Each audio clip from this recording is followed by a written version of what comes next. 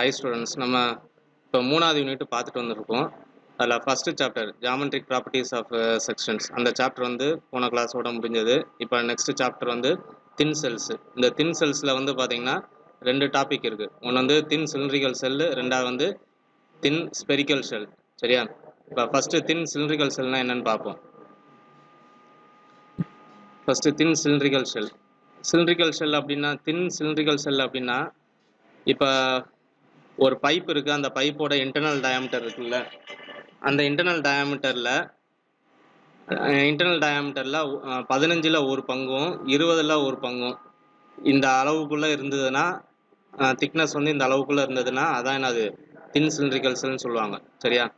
அதாவது 1/15th to 1/20th of internal diameter thickness. இப்போ இந்த வால் திக்னஸ் இருக்குல்ல, இந்த வால் திக்னஸ் வந்து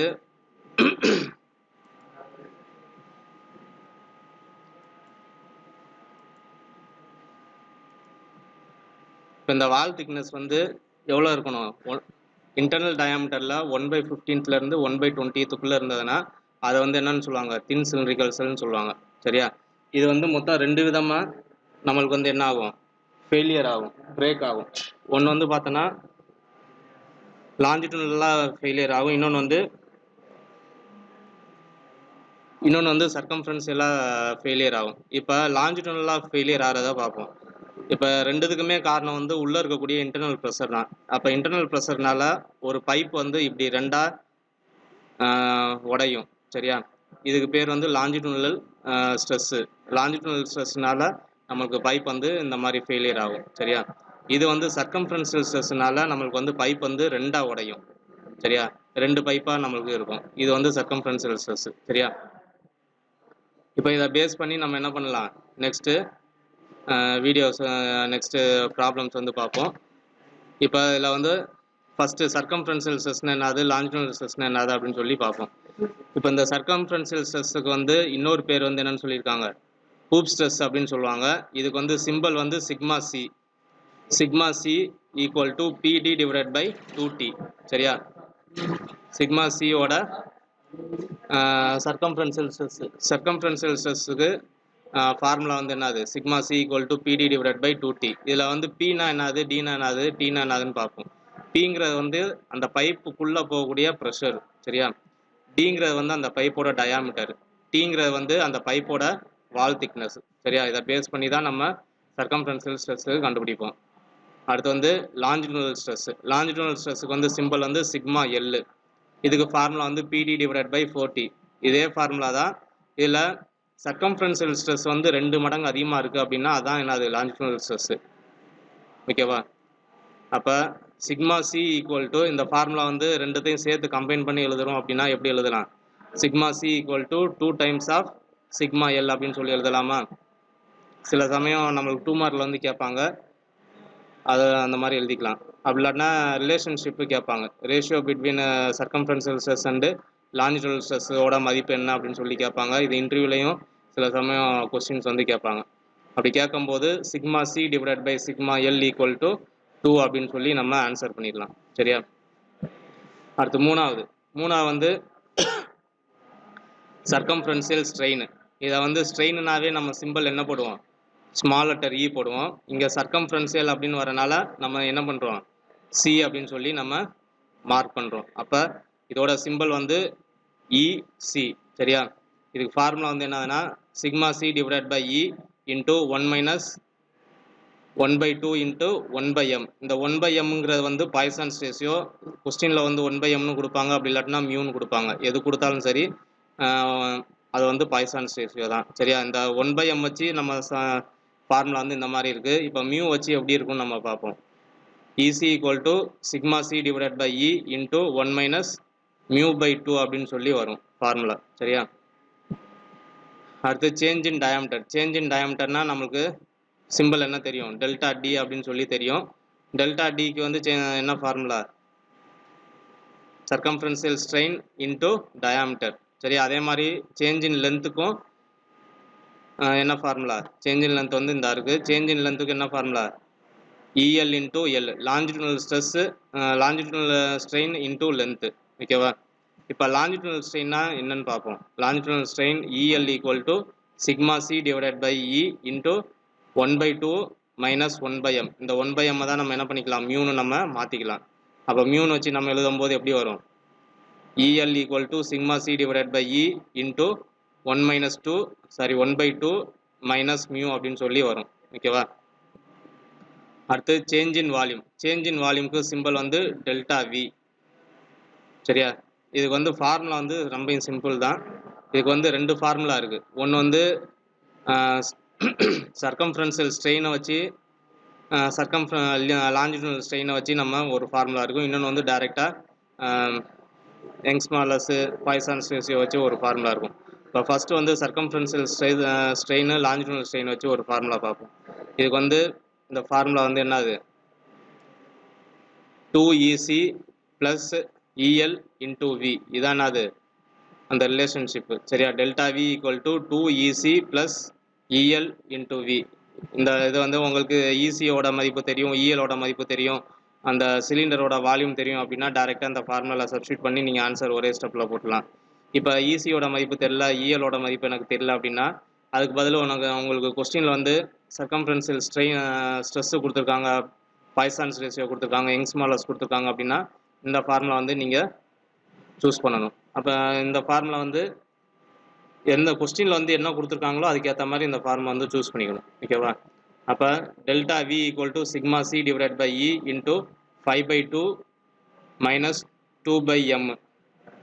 இப்போ 1/mக்கு பதில் மியூன்னு கொடுத்துருக்காங்க அப்படின்னா sigma C divide by E into 5/2 minus 2 mu அப்படின்னு சொல்லி வரும். அது கூட இன்ட்டு வால்யூமால் பெருக்கிட்டான்னா உங்களுக்கு வந்து சேஞ்ச் இன் வால்யூம் வந்து கிடச்சிரும். இப்போ வால்யூம் வந்து எப்படி கண்டுபிடிக்கிறது, வால்யூமோட ஃபார்முலா என்ன அப்படின்னு சொல்லி இப்போ பார்ப்போம். இது வந்து சிலிண்டர், ஒரு உருளை. அப்போ உருளையோட வால்யூம் வந்து என்னது, 5/4 d² இன்டூ எல். சரியா. இதை வந்து எனக்கு இந்த ஃபார்முலா மனப்பாடம் பண்ண எனக்கு கஷ்டமாக இருக்குது அப்படின்னா ஏரியா ஆஃப் சர்க்கிள் உங்களுக்கு தெரியும், 5/4 d². இது எல்லா இடத்துலையும் நிறைய இடத்துல படிப்பீங்க. அது கூட என்ன பண்ணிக்கோங்க, லென்த்தை வந்து பெருக்கிக்கோங்க. சரியா. அப்போ வால்யூம்னா என்னது, ஏரியா இன்டூ லென்த்து. அப்போ ஏரியா நம்மளுக்கு தெரியும், அந்த ஏரியா வந்து எவ்வளோ நீளத்துக்கு இருக்குது, ஒரு மீட்டருக்கு இருக்குது, 2 மீட்டருக்கு இருக்குன்னா அது கூட பெருக்கிட்டான்னா உங்களுக்கு வந்து என்ன கிடச்சிரும், வால்யூம் வந்து கிடச்சிரும். சரியா. இதான் இந்த சாப்டரில் பார்க்கக்கூடிய ஃபார்முலா. நல்லா மனப்பாடம் பண்ணிக்கோங்க. இது வந்து ஈஸியான சம்மு. இது வந்து 2 மார்க்லையும் கேட்பாங்க, 3 மார்க்லையும் கேட்பாங்க, 10 மார்க்லையும் கேட்பாங்க. சரியா.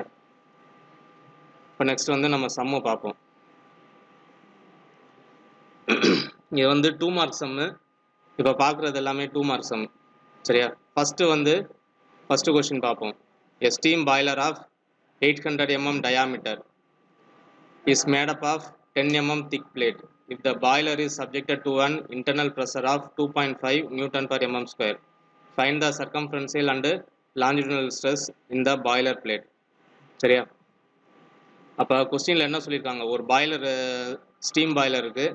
இந்த ஸ்டீம் பாய்லரோட டயாமீட்டர் வந்து கொடுத்துருக்காங்க. எவ்வளோ கொடுத்துருக்காங்க, 800 mm வந்து கொடுத்துருக்காங்க. சரியா. ஸ்டீம் பாய்லரோட டயாமீட்டர் வந்து 800 mm. அப்போ டயாமீட்டர்னா டி. சரியா. அந்த இடத்துல எம்எம்மில் கொடுத்துருக்காங்க. சில கொஸ்டினில் வந்து மீட்டரில் கொடுத்துருப்பாங்க. அப்போ மீட்டரில் கொடுத்துருக்காங்க அப்படின்னா அதை வந்து மில்லிமீட்டராக மாற்றிக்கணும். மீட்டர்லேருந்து மில்லிமீட்டராக மாற்றணும்னா 1000ஆல் பெருக்குனா மீட்டர்லேருந்து மில்லிமீட்டருக்கு மாறிடும். சரியா. Is made up of 10 mm thick plate. அப்போ அந்த பிளேட்டோட திக்னஸ் வந்து எவ்வளோ இருக்குது, 10 mm இருக்குது. சரியா. If the boiler is subjected to an internal pressure, அப்போ உள்ளே இருக்கக்கூடிய ப்ரெஷரோட அளவு வந்து எவ்வளோ இருக்குது, 2.5 Newton per mm square. அப்போ ப்ரெஷர் வந்து 2.5 Newton per mm square இருக்குது. சரியா. இதான் கொடுத்துருக்கக்கூடிய கிவன் டேட்டா. இதில் என்னென்ன கண்டுபிடிக்க சொல்லியிருக்காங்க, circumferential stress and longitudinal stress வந்து கண்டுபிடிக்க சொல்லியிருக்காங்க. சரியா. சர்க்கம்ஃபரன்ஷியல் ஸ்ட்ரெஸ்னா சிக்மா சி, லாஞ்சிடியூனல் ஸ்ட்ரெஸ்னா சிக்மா எல். சரியா. இப்போ ஃபஸ்ட்டு வந்து சர்க்கம்ஃபரன்ஷியல் ஸ்ட்ரெஸ்ஸு கண்டுபிடிப்போம். சர்க்கம்ஃபரன்ஷியல் ஸ்ட்ரெஸ்ஸுக்கு இன்னொரு பேர் வந்து ஹூப் ஸ்ட்ரெஸ்ஸு. இதுக்கு ஃபார்முலா வந்து என்னது, sigma C equal to PD divide by 2t. இப்போ அதில் பியோட மதிப்பு கொடுத்துருக்காங்களா, ப்ரெஷர் வந்து கொடுத்துருக்காங்க. எவ்வளோ கொடுத்துருக்காங்க, 2.5 Newton per mm square. சரியா. டயாமீட்டர் கொடுத்துருக்காங்க. டயாமீட்டரும் எப்படி இருக்குது, 800 mm, எம்எம்மில் தான் இருக்குது. திக்னஸ்ஸு 10 mm, அதுவும் என்னது எம்எம்மில் தான் இருக்குது. அப்போ எல்லாமே எம்எம்மில் தான் இருக்குது. சில சமயம் ப்ரெஷர் வந்து கிலோ நியூட்டனில் கொடுத்துருப்பாங்க. அப்படி கிலோ நியூட்டனில் கொடுத்துருக்காங்க அப்படின்னா நீங்கள் என்ன பண்ணணும், அதை நியூட்டனாக மாற்றணும். அப்போ கிலோனாலும் என்னது 1000 தான். ஒரு கிலோவில் எத்தனை கிராம் இருக்குது, 1000 கிராம் இருக்குல்ல. அதே மாதிரி கிலோ நியூட்டன்லையும் எத்தனை நியூட்டன் இருக்குது, 1000 நியூட்டன் இருக்குது. சரியா? அப்போ இதை வந்து சப்ஸ்டியூட் பண்ணுறோம்.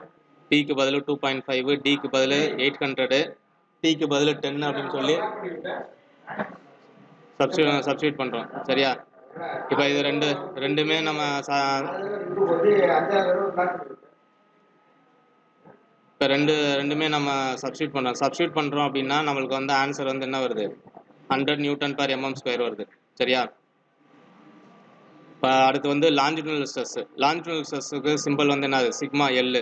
Sigma L equal to PD divide by 4T. இதில் ப்ரெஷர் வந்து எவ்வளோ இருக்குது, 2.5 இருக்குது. டயாமீட்டர் வந்து 800 இருக்குது. டீயோட மதிப்பு வந்து 10 இருக்குது. அப்போ இதை சால்வ் பண்ணான்னா உங்களுக்கு வந்து என்ன ஆன்சர் வரும், 50 வரும். இப்போ இதுக்கு வந்து ஒரு ரிலேஷன்ஷிப் நான் ஃபஸ்ட்டே சொன்னேன். என்ன சொன்னேன், sigma C equal to 2 times of sigma L அப்படின்னு சொல்லி ஒரு ரிலேஷன் சொன்னேன். சரியா? அப்போ சிக்மா சியோட மதிப்பு வந்து எவ்வளோ இருக்குது, 100 இருக்குது. Equal to 2 sigma L. அப்போ சிக்மா எல் வந்து 2 மடங்கு. அப்போ அந்த 2 வந்து இங்கிட்டு கொண்டு வந்துட்டானா, ஈக்குவல் டு இங்கிட்டு வந்துட்டானா வகுத்தலாக மாறிடும்.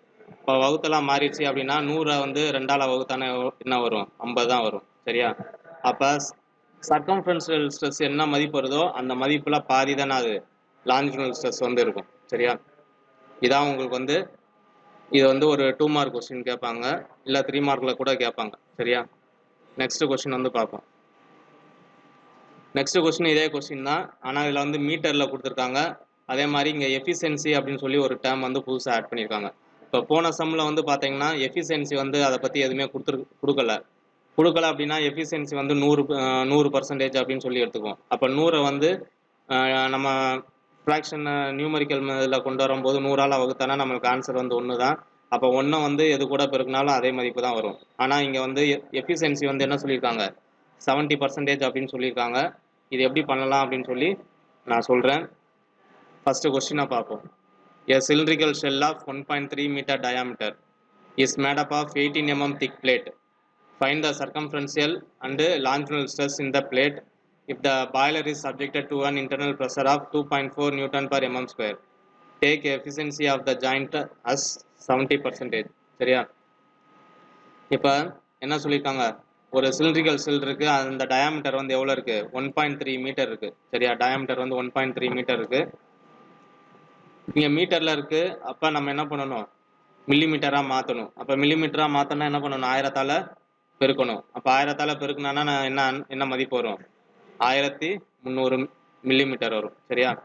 Is made up of 18 mm thick plate. அப்போ திக் பிளேட் அப்படின்னா திக்னஸ்ஸு, அந்த பிளேட்டோட திக்னஸ்ஸு.